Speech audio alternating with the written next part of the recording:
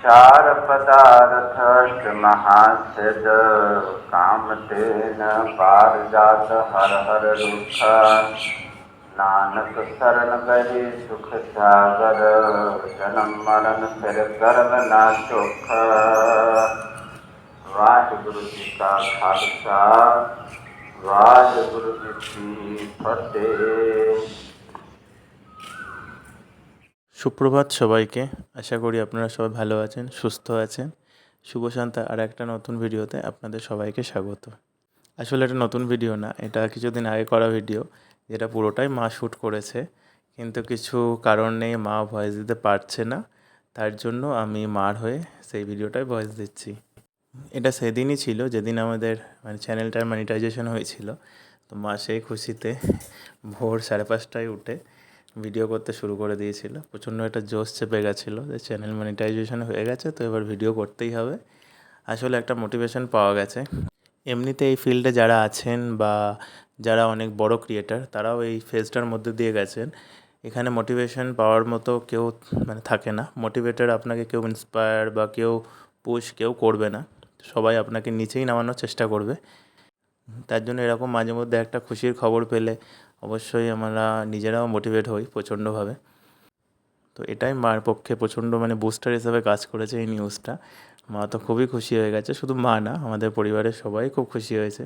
কারণ যে খাটনিটা আমি আর মা খেটেছি লাস্ট 3 মাস থেকে বিশেষ করে, সেই খাটনির একটা ছোটোখাটো ফল পেলাম বলতে পারেন। কিন্তু ছোটোখাটো, এটা জাস্ট শুরু হয়েছে। কারণ আগে আমাদের এখনও অনেক বড় রাস্তা পেরোতে হবে। যত ইউটিউবে ধাপ পেরোচ্ছি তত অনেক কিছু জানতে পারছি। আগে তো জানতাম যে অ্যাড দিলেই টাকা পাওয়া যায়, কিন্তু সেই ভ্রান্ত ধারণা থেকেও আমরা বেরিয়ে এসেছি। বিশেষ করে আমি মা দুজনাই জানতাম যে ইউটিউবে যে অ্যাড দিলেই হয়তো টাকা পাওয়া যায়, কিন্তু আদৌ অ্যাড দিলেই টাকা পাওয়া যায় সেটা নয়। সে যাই হোক, সেসব কথা আবার পরে হবে। তো আজকে ভালো কিছু কথাই বলা যাক। মা এখানে সিনারিটা খুব সুন্দরভাবে শ্যুট করেছে। এটা আসলে হচ্ছে ওখানকার বাড়ি, দুটো বাড়ি বলি। একটাতে বাবা থাকে, সার্ভিস করে ওখানে, আর একটা হচ্ছে এই উল্লাসের বাড়ি। দুটোই মা নিজে হাতে করেছে। তো মা প্রথম অনেক দিন পর এই বাড়ির ছাদে উঠলো। এই বাড়ির ছাদ থেকে ভিডিওটা করা হয়নি, তো সেদিন খুশিতে আরও ছাদে উঠে পড়েছিল। ওই একটা সিঁড়ি আছে, খুব রিস্কি সিঁড়ি, সিঁড়িটার তলায় কুয়ো আছে। তো সেই সিঁড়িটা দিয়ে উঠতে আমি ভয় পাই সচরাচর, কিন্তু মা টুকটুক করে উঠে পড়ে। এখানে মা এসে দেখুন কি সুন্দর গাছপালাগুলোকে আবার সতেজ করে দিয়েছে। কারণ মা না থাকলে, মায়ের ছোঁয়া না পেলে এরা আবার নিস্তেজ হয়ে যায়। তো মা যখন চলে যায় এদেরও খুব দুঃখ লাগে যে আবার কবে মা আসবে। দিয়ে এদের গায়ে টায়ে আশেপাশে যে জঞ্জাল থাকে সেগুলো কে পরিষ্কার করে দেবে, কারণ মা না থাকলে পরিষ্কারটা হয় না তেমনভাবে। এই ছাদটা হচ্ছে আমরা গাছপালা রাখি না। আমাদের হচ্ছে সামনের ছাদটা যেটা দেখছেন সেটা হচ্ছে আমাদের মেন ছাদ। ওই ছাদটাতেই আমরা মোটামুটি বাগান করে রেখেছি। এই ছাদটায় অন্য যারা থাকে তারা গাছপালা করে না, গাছপালা হয়তো ভালোবাসে না একদমই।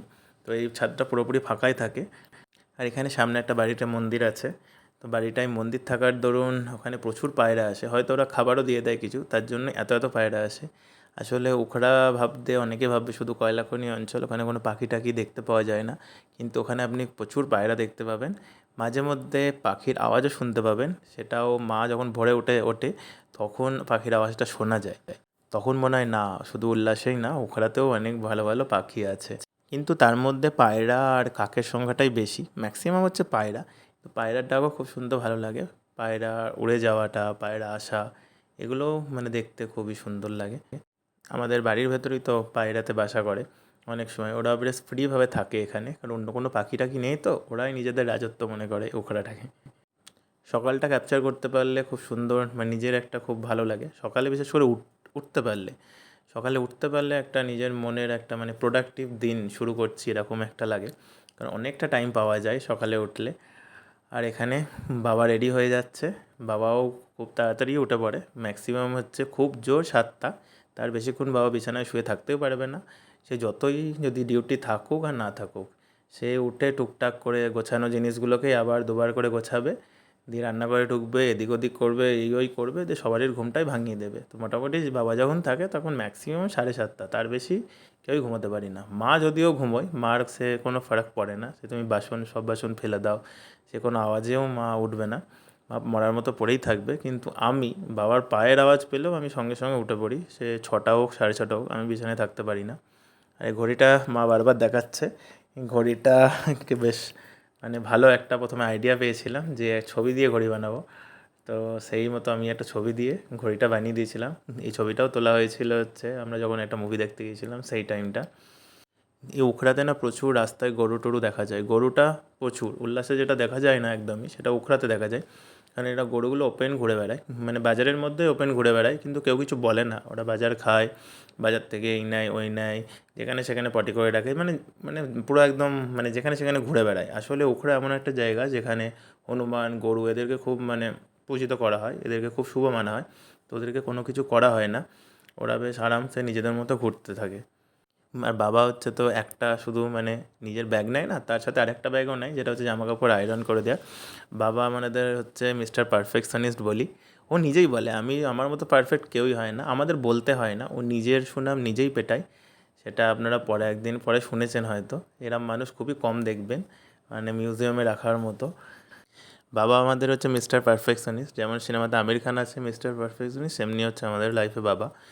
কারণ হচ্ছে অনেক কটাই কারণ। সেটা হচ্ছে ও বাবা জামা কাপড় গোছানো পুরো একদম পরিষ্কারের দিক থেকে পুরো।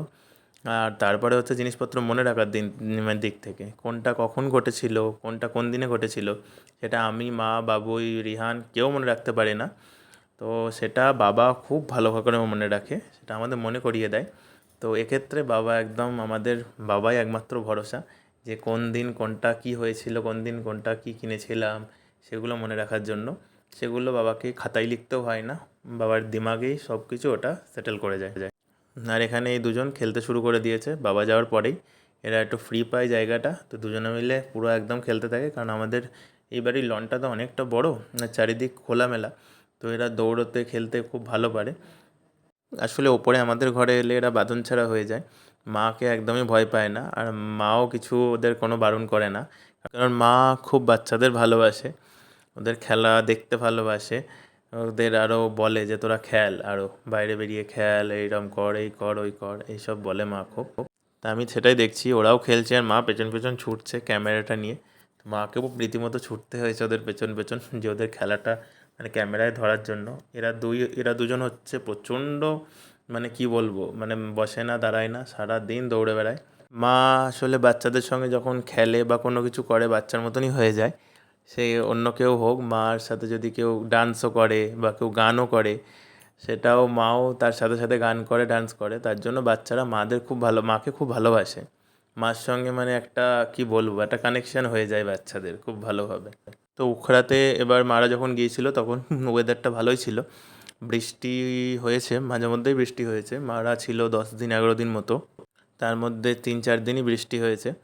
তো এই টাইমটা উখড়াতে খুব সচরাচর বৃষ্টি খুবই কম হয়, কিন্তু এবার মারা গিয়ে খুব ভালো একটা ওয়েদার পেয়েছে। এমনকি বর্ধমানের থেকে উখড়াতে এবার বেশি বৃষ্টি হয়েছে।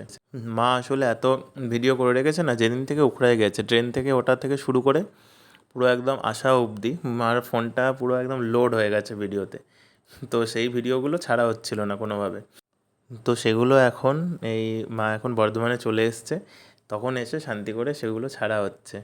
এখানে সামনে যে আপনারা দেখলেন গুরুদুয়ারটা প্রথমে আমি ভিডিওতে দিয়েছি। তো ওটা সকালে আওয়াজটা কানে এলে খুব সুন্দর লাগে, দিনটা খুব ভালোভাবে শুরু হয়, একদম বাড়ির কাছে, তাই জন্য আওয়াজটা খুব ভালোভাবে আসে।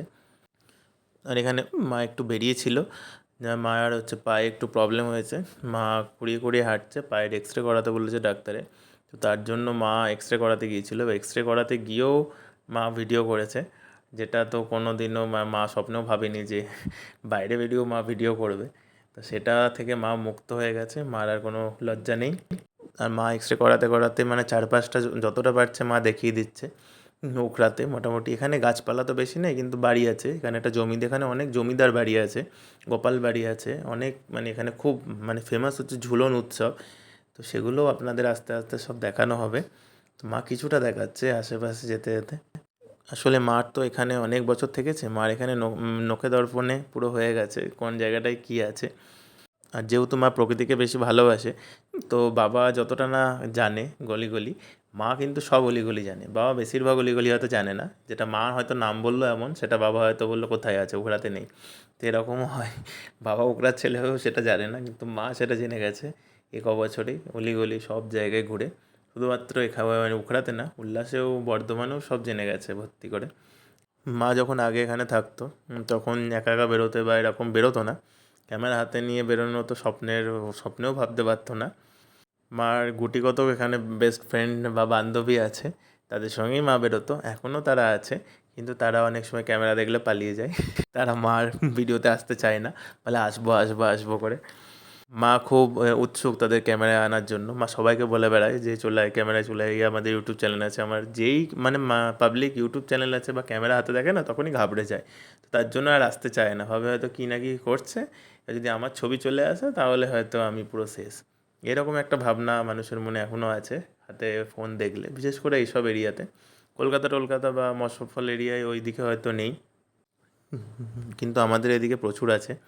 তো সেই জন্যই ক্যামেরা অন করলেই সবাই তাকিয়ে থাকে। এটা যারা ব্লগার আমাদের মতো তাদের কাছে নিত্য নতুন কোনো ব্যাপার নয়, এটা সবাই তাকিয়ে থাকবেই আর সারা জীবনই তাকিয়ে থাকবে। তো সেই দেখে আমাদের লজ্জা পাওয়ার কোনো কিছু কারণ নেই। আমরা যেমন হাঁটিয়ে ফেলেছি, আপনারাও পারবেন এরকম লজ্জা হাঁটিয়ে ফেলতে।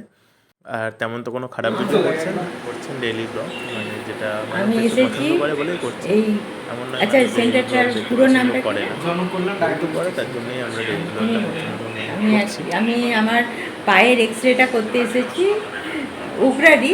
খুবই এটা আদি এবং প্রতিষ্ঠিত সেন্টার। তো এই ভাই আমার এক্সরেটা করে দিল। Janakalyan diagnostic centre. তো খুবই যত্ন সহকারে আমার এক্সরেটা করে দিল এবং ও দেখে আমাকে তো বললো যে মোটামুটি আমার পায়ের হাড় বেড়েছে।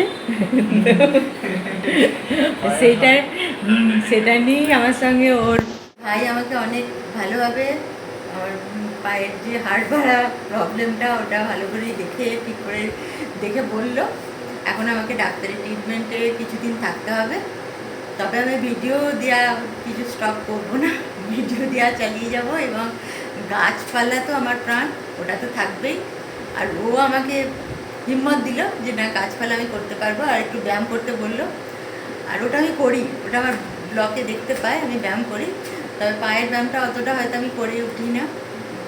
তো পায়ের ব্যায়ামটাও আমাকে রেগুলার বেসিসে করতে হবে।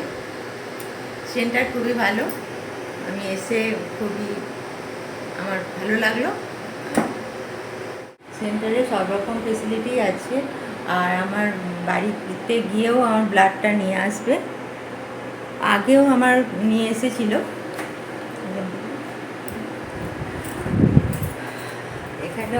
এখানেই আমার এক্সরে করলো, এক্সরে মেশিন টেশিন সবই ঠিক আছে, খুব ভালো।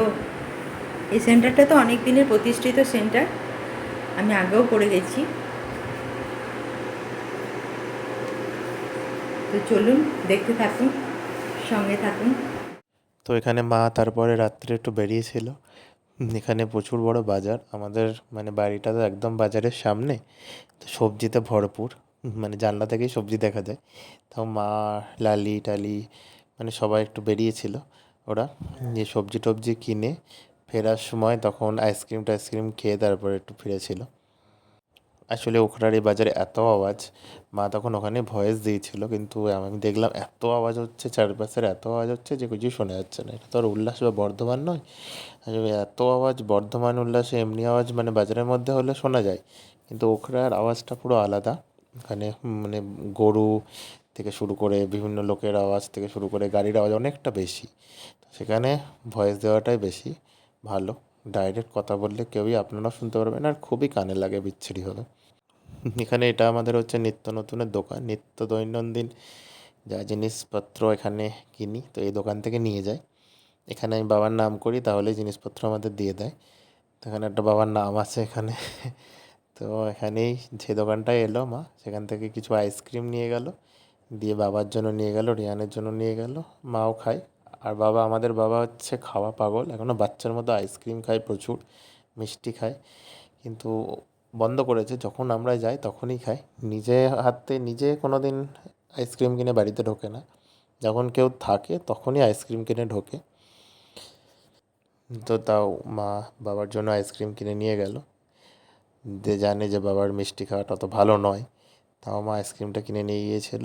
মোট কথা মার এবার ওখরাতে গিয়ে টাইমটা বেশ ভালোই কেটেছে। লালি টালি এদের সঙ্গে বাচ্চাদের সাথে খুব ভালো কেটেছে, গান করেছে, নেচেছে, প্রচুর জায়গায় ঘুরেছে। মানে আগের বার মানে যে কবার লাস্ট গেছে তার থেকে এবার বেশি মা ঘুরেছে, ভিডিওটা বেশি করেছে। যে জায়গায় গিয়েছে সেখানেই ক্যামেরা অন করেছে। মানে মার লজ্জাটা অনেকটা কেটে গেছে, বিশেষ করে ওখরাতে অনেকটা কেটে গেছে লজ্জা, যেটা বর্ধমানে এখনও অনেকটা মানে আমরা বেরোইনি যেহেতু তার জন্য লজ্জাটা অতটা কাটেনি, কিন্তু মা ওখরাতে লজ্জাটা কাটিয়ে উঠেছে। আর এখানে মা বাজার টাজার সেরে, এখানে বললাম না চারিদিকে প্রচণ্ড মানে এদিকটার বাজার তো চারিদিকে নোংরা পড়ে থাকে আর রাস্তাটাও প্রচণ্ড বাজে। এখানে ভিডিও করা মানে একটা পুরো চ্যালেঞ্জ।